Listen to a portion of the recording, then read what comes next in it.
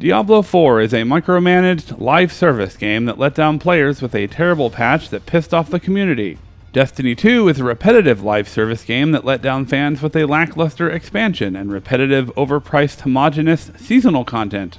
Mobile games are a sea of predatory gotcha crap and match-3 phone puzzle apps saturated with ads. Even games that are considered good, like Final Fantasy XVI, often fail to do basic things, like run at 60 FPS consistently, yet are still $70. It's a zoo out there. So when trying to find an actual honest-to-goodness game, I had two choices. I could have gone to the world of indie games, which is the last bastion of actual creativity and still has promise, or I could take a chance at a middle-of-the-road, AA action Souls-like shooter with the hopes that it would reinvigorate my gaming life and remind me why I love games. That game is Remnant 2. When I'm at work, I'm thinking about how I can use that new gun I got. When I'm doing chores or trying to keep cool in the summer heat wave, I'm coming up with new boss strategies. And when I'm having dinner with my parents at Claim Jumper, it looks like I'm enjoying the tri-tip, but what I'm really thinking about is making a build where I can kill enemies using nothing but dodge rolls.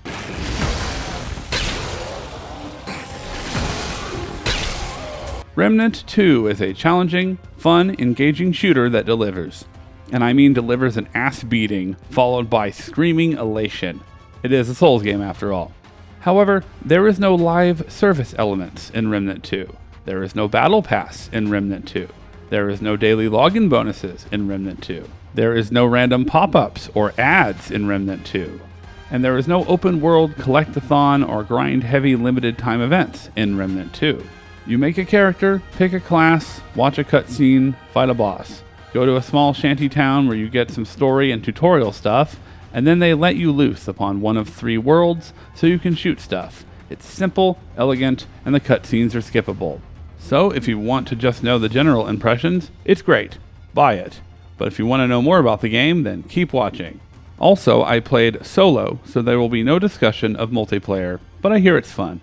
And everything is connected to everything. Money's connected to the car's connected to your job, and your kids are connected to your mother! Most of the game's starting major worlds are not huge, but are big enough to allow you to explore. There is typically one larger location that has multiple pathways that will lead you to all kinds of things. Dead ends with quests or puzzles, shortcuts that connect you to other areas, dungeons that have bosses or no boss at all, and you can explore these at your leisure. A lot of the game's locations are procedurally generated, so your adventure will be similar but not always the same. In fact, your whole campaign is a little bit different every time.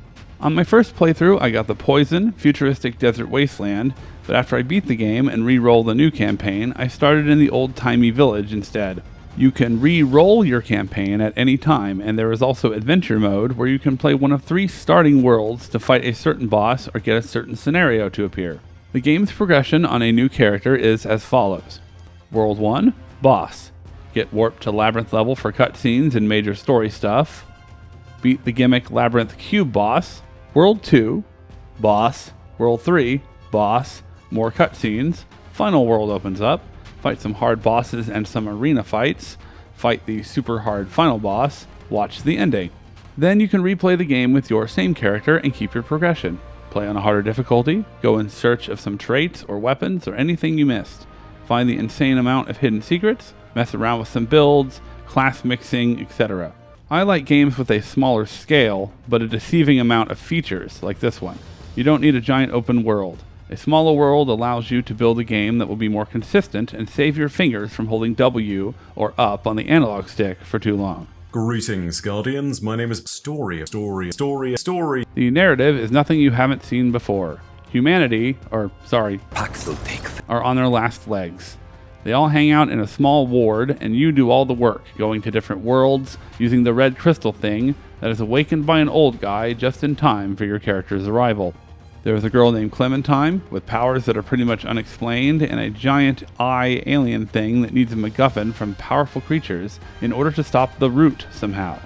The Root are the bad guys. They're like sentient logs or something. It's long, it's big, it's heavy, it's wood. There is a lot of story to be told, though. You'll run into NPCs and others that you can ask questions about the current situation in the world and all that. There's a lot of lore to sift through, and giving the right answer to some of the dialogue choices may get you an item or help you avoid a fight. It's really tense sometimes. These story bits break up the action just fine, and you can read as much or as little as you like.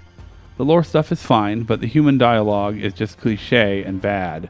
You can skip almost all of it, and your experience with the game will still be pretty good.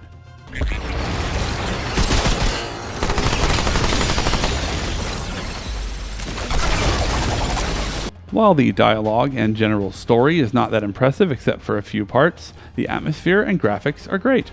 They used the Unreal Engine 5 for this, and it looks nice, yet is still able to run at 60 FPS, at least on medium-high settings, on a 16 gig RAM NVIDIA 3060 rig like mine. Some have complained of issues on higher-end systems. I mean, Mudahar from Some Ordinary Gamers has complained of issues on higher-end systems, but I found it working just fine. I had some menu stutters and weird frame drops that messed up my dodge rolls, but it was very few and far between. With the first patch that came out, they fixed most of these things and added a few more stutters in certain areas, so it has more patching to be done. The sounds of all the guns are fine, and the enemies make the sound that you'd expect them to make, but there's only two sounds you really need to know. First, the standard movie "Bwah," followed by music means that the enemies have found you, and you're going to have to fight a few of them. A high-pitched sound during this will alert you that an elite enemy has shown itself. And then there's another high-pitched sound that signals when enemies are gone, like Gears of War. And then your character will say something like, Well, at least that's over. There are lots of great audio cues that allow you to hear when to dodge. They're a welcome addition and will allow you to get the timings down if you're more auditory like I am, or just want to know when the big sword slam is coming with more consistency. The environments are pretty common fantasy sci-fi fare, and often repetitive in each world. They're pretty though, and pleasant to fight through, except for maybe the desecrated town level, but they do immerse you in the world and provide escapism. I've seen other reviewers really praise the design, but it's not all that original or anything. They rip off Aliens, Bloodborne, Avatar, but I don't want to complain too much because it is a good looking game with great environments. There are several nice touches, including how your weapons change appearance based on what kind of mod you have equipped. But if the design or graphics don't impress you, 'Tis but a scratch. A scratch? Your arm's off. No, it isn't. Well, what's that then? I've heard worse. You liar. Come on, you pansy. the main mechanic is third-person combat. You have a long gun and a handgun. Long guns are basically rifles, launchers, etc., and handguns are SMGs or pistols. You have a melee weapon that I almost never used, but it works pretty good, despite some hit detection issues. But there are so many items in the game that enhance close-range attacks, and you can make a killer melee build, so I won't be able to stay away for long. The shooting is satisfying, has really good tracking, and doesn't get old unless you stick to one gun for too long. You don't always have a ton of ammo, and even though ammo drops from enemies, you will still want to cycle your weapons. It's good to know that a game made by a company called Gunfire Games has really good gunfire in it. You have a stamina bar that only goes down when enemies are near, because Elden Ring did it, and so now everyone has to. It doesn't recharge very fast, though. You can run and slide a little bit. The dodge roll is good, and has iframes, just like Dark Souls. You will be using it a lot, but mostly for dodging projectiles. Some bosses have a lot of things you have to roll through, but there's quite a variety of things to roll from. Bosses are multi-stage fights, and are pretty satisfying overall. There's the gimmick cubes, which are either brilliant or stupid, depending on who you ask.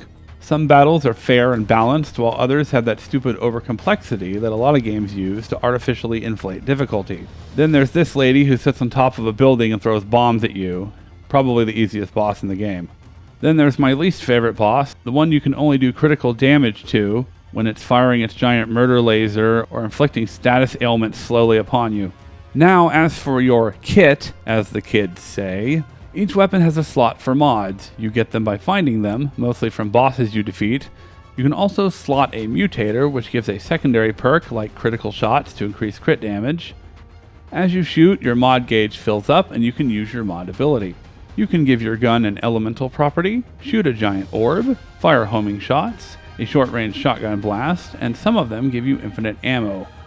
There's literally so many mods that you really need to play the game a lot to try to unlock them all.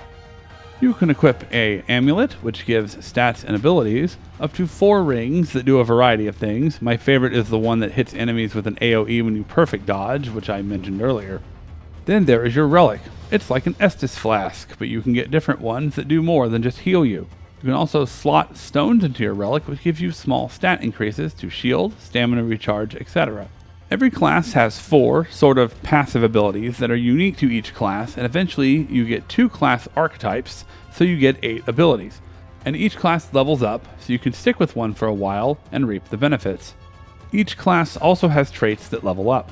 Finding a blue book, killing a major boss, and sometimes just because you will get a trait point. Apply these to any trait you want. You get one specific trait that levels up as your class levels up. Some traits include stamina, health, that one where you heal a % of damage, and the one for multiplayer, friendly fire damage reduction. Friendly fire damage reduction doesn't really work very well with solo play, but there is a grenade launcher with a rocket mod that is really helpful, but enemies like to get really close to you. So if you have friendly fire damage reduction, you can literally use health regeneration to offset any damage that you might incur from the grenade launcher and reduce friendly fire by 80%. So there are some nice build synergies like that one. I'm writing this review at about 30 hours played, and I haven't even scratched the surface of the build crafting. I came up with a lightning build, a health regeneration build, then a summon creature build, but I need to experiment more. And now... Just the tip? Just the tip! Just the tip!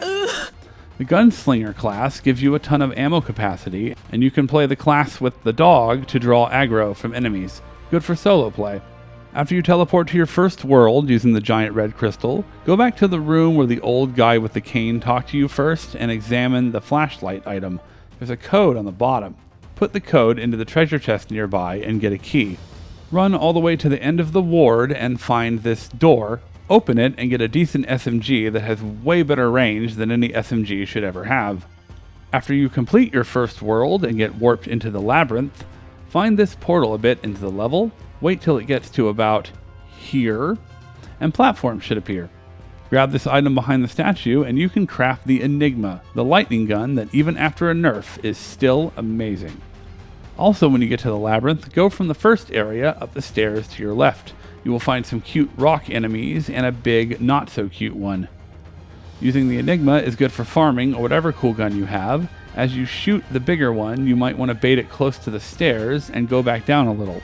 Then you'll be closer to the crystal and can respawn the same enemies again. Good for early game farming. Now that you have some good weapons and experience, and some knowledge of Remnant 2, it's time for... FBI, open up! All of the animations are just too slow. Reloading takes forever for some weapons, and I had to play a lot of the game before I got any items that speed up reload. Another reason to start with Gunslinger. Getting hit by a big attack makes you reel back, and you can't always fire immediately. And sometimes when you get hit when you have a low clip of ammo, well, that just sucks because you have to deal with the roll animation or stagger animation, and then you have to reload afterwards. You can't always go into a run after you dodge roll. There's a slight delay. And it could be better with keyboard and mouse, but since I play on controller, I have to do that multi-roll thing to get distance from an enemy and run out of stamina faster, so that also sucks. Then there's one of my biggest game annoyances. No, not tanky flying enemies, but thanks for watching my other reviews. Well, you know, there are tanky flying enemies in this game, but it's the knockdown animation. There is no quick up button. Your character slowly sits up with no urgency, and the bosses will just hover over you, waiting for you to get up. Then there's the story. The lore is cool and there's lots of it, but the opening moments have writing straight out of that woke-ish, feminist, slightly male emasculating writing that's all around Hollywood these days. And yes, you can play a female character to soften the blow, but it doesn't really help that much. The game starts with a line about someone's crappy husband, and then the diverse woman of color declines your help with the super overused and boring, "I don't need help, I can do it myself" line. And then she saves your life and complains about stuff and is pushy and annoying. It's fun because later on you both get screwed over by enemies and oh look, you need someone's help.